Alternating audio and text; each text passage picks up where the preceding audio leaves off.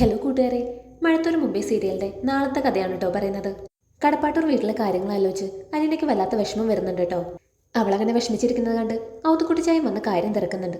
ബബിത വിളിച്ച കാര്യങ്ങളൊക്കെ അവൾ ഔതുക്കുട്ടിച്ചായനോട് പറയുന്നുണ്ട്. നിനക്ക് ചെയ്യാൻ കഴിയുന്നതെല്ലാം നീ ആ വീടിന് വേണ്ടി ചെയ്തില്ലേ മോളെ? ഇനി അതോർത്ത് നീ എന്തിനാ വിഷമിക്കുന്നത്? ഇനി അവരുടെ കാര്യം അവര് നോക്കിക്കോളും. നിനക്കൊരു കുറവും വരാതെ ഇവിടെ ലാലിച്ച് നോക്കിക്കോളും. വേറെ ഒന്നും ഓർത്ത് നീ വിഷമിക്കേണ്ട.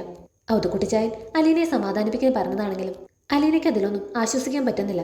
അവൾ തന്റെ ഓർഫനേജ് മുതൽ കടപ്പാട്ടൂർ വീട്ടിൽ എത്തിയതുവരെയുള്ള ജീവിതയാത്ര ഔതുക്കുട്ടിച്ചായന് വിവരിച്ചു കൊടുക്കുന്നുണ്ട്. അത് കേട്ടപ്പോൾ ഔതുക്കുട്ടിച്ചായന് വല്ലാത്ത സങ്കടം തോന്നി. അവൾ ഇത്രയും വർഷം ഓർഫനേജ് കഴിയാൻ താനും ഒരു കാരണമാണല്ലോ എന്നോർത്ത് അയാളുടെ ചങ്ക് പെടഞ്ഞു. ഔതുക്കുട്ടിച്ചായന്റെയും അലീനയുടെയും സ്നേഹം കണ്ട് വേലക്കാർക്കെല്ലാം വല്ലാത്ത അതിശയം തോന്നുന്നുണ്ട്. അങ്ങനെയൊന്നും മെരുക്കെടുക്കാൻ പറ്റുന്ന ആളല്ല ഔതുക്കുട്ടിച്ചായൻ. അങ്ങനെയുള്ള ഔതുക്കുട്ടിച്ചായൻ അലീന പറഞ്ഞ എന്തും കേൾക്കുന്നുള്ള അവസ്ഥയിലെത്തി. ആൻ്റപ്പനും പോലോസിനൊന്നും ഇത് കണ്ടിട്ട് വിശ്വസിക്കാൻ പറ്റുന്നില്ല. കടപ്പാട്ടൂർ വീട്ടിലാണെങ്കിൽ വൈജയന്തി ബാങ്കിലേക്ക് ജോലിക്ക് തിരിച്ചു കയറി. ആ വിവരം ബാലേന്ദ്രനെ അറിയിക്കുമ്പോൾ അതൊന്നും തന്നെ ബാധിക്കുന്ന വിഷയമല്ല എന്ന രീതിയിലാണ് ബാലേന്ദ്രൻ പ്രതികരിക്കുന്നത്. ഇതെല്ലാം വൈജയന്തിയെ വല്ലാതെ ദേഷ്യം പിടിപ്പിക്കുന്നുണ്ട്. അച്ഛൻ്റെയും അമ്മയുടെയും വാശിയും ദേഷ്യം കാണുമ്പോൾ കൃഷ്ണമോൾക്ക് വല്ലാത്ത സങ്കടം തോന്നുന്നുണ്ട്. അവൾ അച്ഛൻ്റെ അടുത്ത് വന്ന് അച്ഛൻ ഓക്കെ അല്ലേ എന്ന് ചോദിക്കുന്നുണ്ട്. തിരിച്ച് ബാലേന്ദ്രൻ അവളോട് ചോദിക്കുന്നുണ്ട്, നിനക്ക് എന്താ തോന്നേ? അച്ഛൻ ഓക്കെ ആണോ?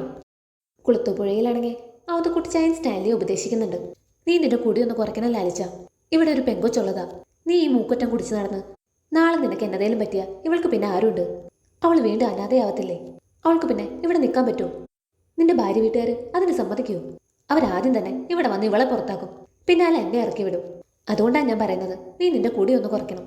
നിനക്ക് വേണ്ടിയല്ലെങ്കിലും നിന്റെ മോൾക്ക് വേണ്ടെങ്കിലും നീ അത് ചെയ്തേ പറ്റൂ. സ്റ്റാൻലി ആണെങ്കിൽ ഇത് കേട്ട് ആകെ ധർമ്മസങ്കടത്തിലായി. എത്രയും കാലം ഒപ്പമുണ്ടായിരുന്ന ശീലമായതുകൊണ്ട് പെട്ടെന്ന് അത് ഒഴിവാക്കാനും പറ്റില്ല. എന്നാൽ അലീനെ കുറിച്ച് ആലോചിക്കുമ്പോൾ ഇത് നിയന്ത്രിക്കാതെയും തരമില്ല. എന്ത് ചെയ്യണമെന്നറിയാതെ ആകെ ആശയക്കുഴപ്പത്തിലാണ് സ്റ്റാൻലി. അപ്പോൾ ഇത്രയും കാര്യങ്ങളാണ് കേട്ടോ നാളെ സംഭവിക്കാൻ പോകുന്നത്. കൂടുതൽ മഴത്തോരും മുംബൈ സീരിയലിന്റെ വിശേഷങ്ങൾക്കായി ഈ ചാനൽ സബ്സ്ക്രൈബ് ചെയ്യുക.